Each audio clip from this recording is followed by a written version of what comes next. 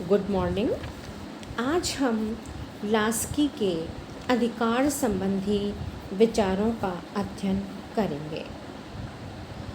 Laski ने अपनी पुस्तक ग्रामर ऑफ पॉलिटिक्स में अधिकार विषयक अवधारणाओं का प्रतिपादन किया।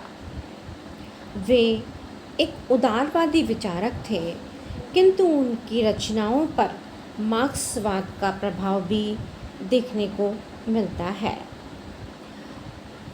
लास्की ने अधिकारों की परिभाषा करते हुए लिखा कि अधिकार सामाजिक जीवन की वे परिस्थितियां हैं जिनके अभाव में सामान्यतः कोई भी व्यक्ति अपने व्यक्तित्व का सर्वोत्तम विकास नहीं कर सकता।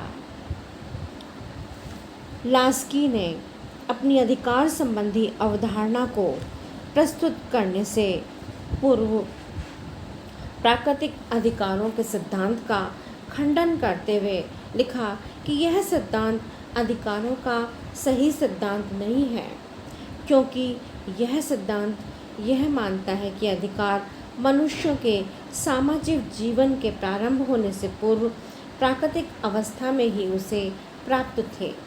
लेकिन लास्की का मत है कि अधिकार स्थिर या अपरिवर्तनशील नहीं होते, क्योंकि मानव सभ्यता स्थिर या अपरिवर्तनशील नहीं होती। यदि हम उन्हें प्राकृतिक अवस्था की उत्पत्ति मानेंगे तो हमें उनके गतिशील चरित्र को अस्वीकार करना पड़ेगा।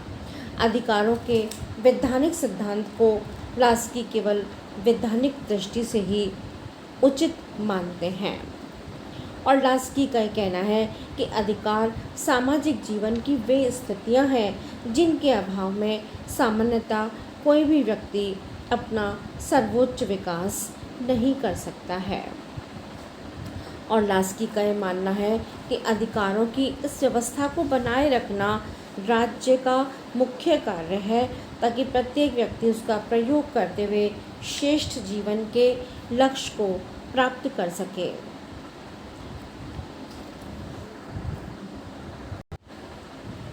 लास्की के अनुसार अधिकारों की कुछ प्रमुख विशेषताएं इस प्रकार है।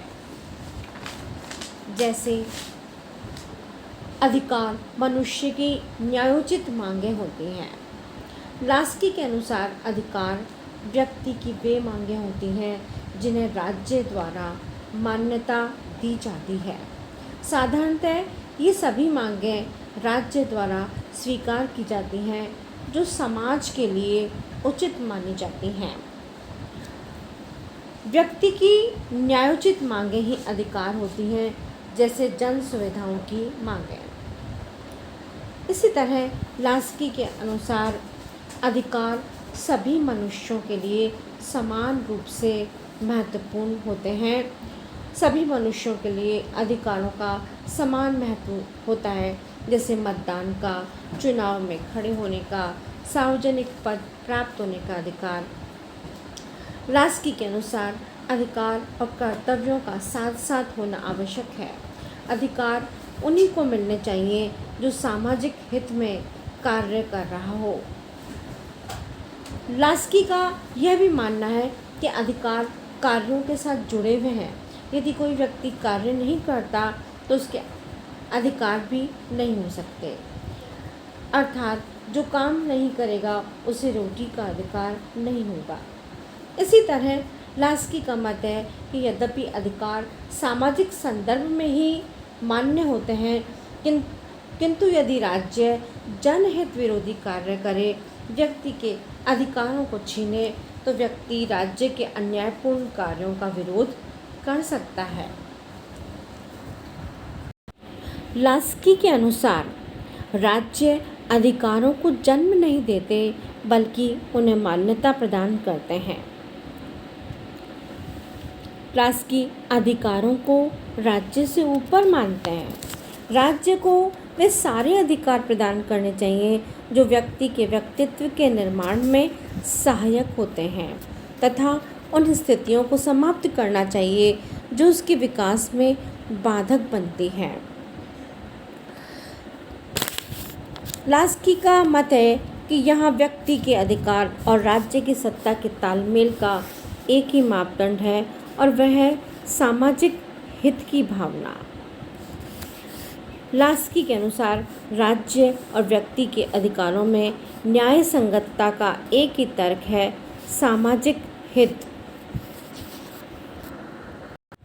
अधिकारों पर न्याय संगत अंकुश का अभिप्राय यह है कि वह अंकुश सामाजिक हित में हो, न कि कुछ व्यक्तियों के वर्गगत लाभों की प्राप्ति का साधन बने। और उनका ये मानना है कि यदि राज्य अपने नागरिकों को उचित अधिकार नहीं देगा अथवा उन पर अनुचित अंकुश लगाने का प्रयास करेगा तो उसे अनेक विद्रोहों का सामना करना पड़ेगा।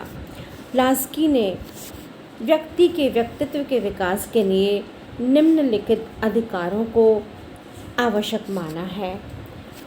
पहला है काम का अधिकार।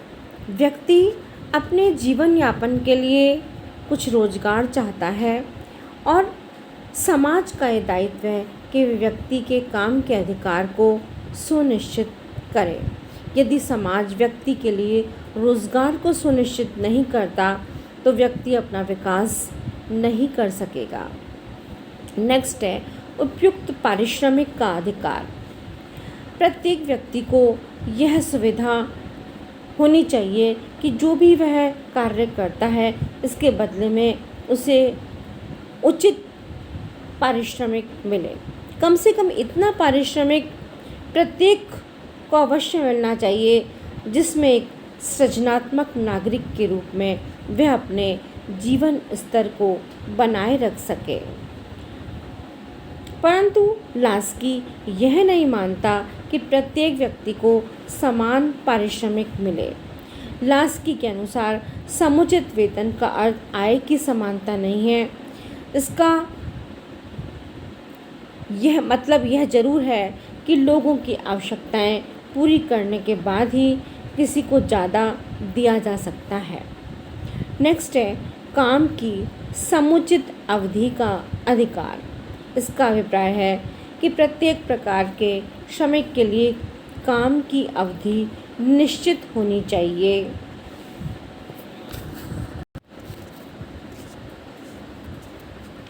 काम के घंटे निश्चित करने के साथ साथ उसे आराम करने का अधिकार भी मिलना चाहिए।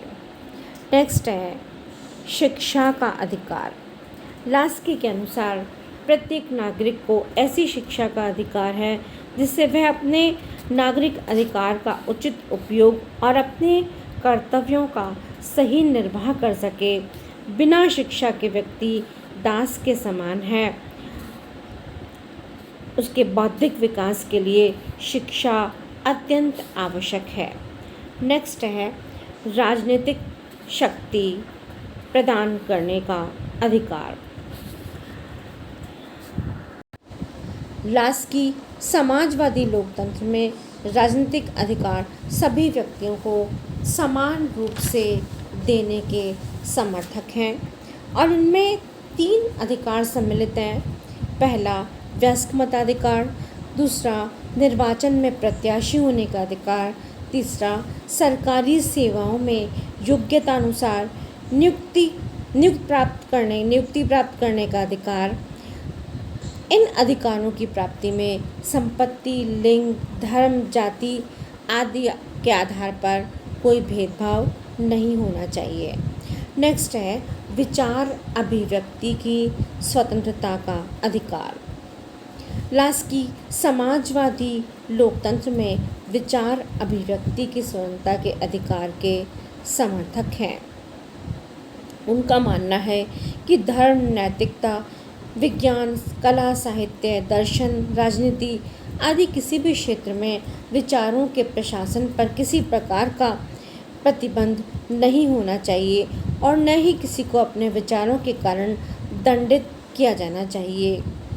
लास्की इस अधिकार के इतने प्रबल समर्थक हैं कि युद्ध या आपातकाल में भी वह इस पर किसी प्रकार का प्रतिबंध लगाए जाने के विरुद्ध हैं। नेक्स्ट है संपत्ति का सीमित अधिकार। लास्की संपत्ति के सीमित अधिकार का समर्थन करते हैं। उनके अनुसार संपत्ति का अधिकार तभी तक उचित है जब तक वह नागरिक के व्यक्तित्व के विकास में सहायक है। यह अधिकार तभी तक उचित है जब तक वह सामाजिक दायित्वों को पूरा करने में सहायक हो, तथा यह अधिकार केवल उन्हीं व्यक्तियों को दिया जाना चाहिए जो सामाजिक दायित्व निभाते हैं। अतः संपत्ति का अधिकार सामान्य कल्याण की अवधारणा से जुड़ा हुआ है। नेक्स्ट है समुदाय निर्माण और सार्वजनिक सभा करने की स्वतंत्रता का अधिकार। लास्की का मत है कि व्यक्ति को अपने विचारों को व्यक्त करने के लिए स्वतंत्रता पूर्वक समुदायों का निर्माण करने का अधिकार आवश्यक है। साथ ही समुदायों के माध्यम से जनता की मांगों और समस्याओं को संगठित रूप से प्रभावशाली ढंग से राज्य के सम्मुख रखा जा सकता है। नेक्स्ट है न्यायिक संरक्षण का अधिकार। लास्की का मत है कि प्रत्येक नागरिक को अपने अधिकारों की प्राप्ति के लिए न्यायिक संरक्षण का अधिकार आवश्यक है। न्याय व्यवस्था राज्य की उत्तमता की कसौटी है, किंतु न्याय तभी न्याय है जबकि वह निष्पक्ष हो। अतः न्यायपालिका कार्यपालिका से पूर्णतः स्वतंत्र हो। न्याय प्रदान करने में किसी प्रकार का नागरिकों को किसी भी प्रकार का भेदभाव पक्षपात न किया जाए, और इस दृष्टि से लास्की विधि के शासन को सुनिश्चित करना आवश्यक मानते हैं। लास्की ने अधिकारों की सुरक्षा के लिए कुछ सुझाव दिए हैं जो कि निम्नलिखित हैं। उन्होंने सुझाव दिया कि राज्य की शासन व्यवस्था जो है वो विकेंद्रीकरण के सिद्धांत पर निर्मित होनी चाहिए। इसी तरह उनका ये मानना है कि शासन के विभिन्न विभागों के साथ परामर्श समितियों को संयुक्त करना चाहिए। लास्की के अनुसार शासन के विभिन्न विभागों के साथ सलाहकारी समितियों को संबद्ध करना चाहिए, किंतु वे समितियां शासन द्वारा नामित न होकर संबद्ध विभाग के निकायों का प्रतिनिधित्व करने वाली होनी चाहिए। जैसे शिक्षा विभाग की समिति में अध्यापक, छात्रों, प्रबंधकारी संस्थाओं के प्रतिनिधि हों। इसी तरह लास्की के मतानुसार यदि कोई समुदाय राज्य के अधिकारों पर आघात किए बिना अपने कार्य पद्धति या उद्देश्यों का निर्धारण करे और उस अनुसार कार्य करे, तो राज्य को उसके कार्यों में हस्तक्षेप नहीं करना चाहिए। राज्य उनके कार्यकलापों में तभी हस्तक्षेप करे जबकि उनसे यह आशंका हो कि वह सरकार को पलटने के लिए हिंसक तरीके अपना रहे हों।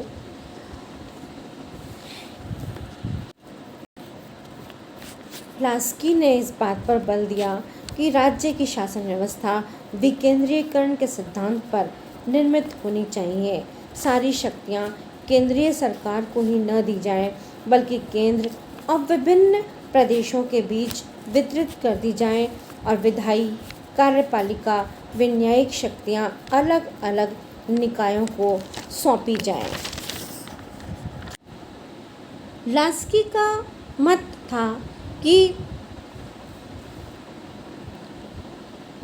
अधिकारों को बनाए रखना समाज की आदतों तथा परंपराओं पर अधिक निर्भर करता है, न कि औपचारिक लिखित कानूनों द्वारा उनकी व्याख्या करके। वह स्पष्ट कहते थे कि नागरिकों को अपने अधिकारों के लिए सतर्क रहना चाहिए और उनके लिए संघर्ष करने को तैयार रहना चाहिए। इन सभी संरक्षणों का उल्लेख करने के बाद लास्की ने स्पष्ट कहा कि अधिकारों की सुरक्षा संविधान या संस्थाएं उतना नहीं कर सकती जितना कि नागरिकों का सामाजिक चरित्र, और नागरिकों का सामाजिक चरित्र दो बातों पर निर्भर करता है: शिक्षा तथा जनता का आर्थिक स्तर।